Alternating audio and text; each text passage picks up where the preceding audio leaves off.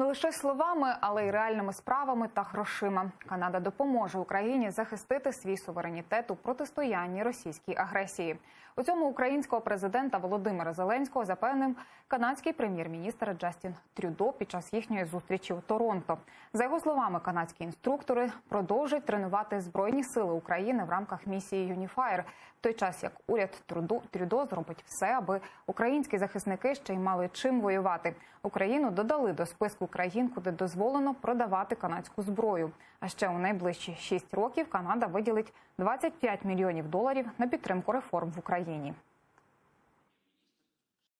Зрозуміло, що настання миру в Україні було першим з питань, які ми обговорили з паном Трюдо. Дієвим інструментом для цього є продовження санкційної політики. Ми розуміємо, коли міжнародні партнери кажуть, що втрачають гроші. Але, вибачте, ми втратили території та втрачаємо людей. Тому ми вдячні канадському уряду, який це чудово розуміє та консолідує міжнародну спільноту для підтримки України. Як нашої територіальної цілісності, так і санкційній політиці.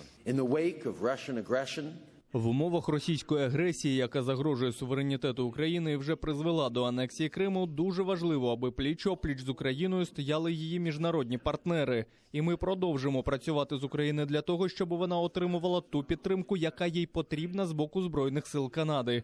Ми продовжимо військово-тренувальну операцію «Юніфер», і ми також додали Україну до списку для закупівлі канадської зброї.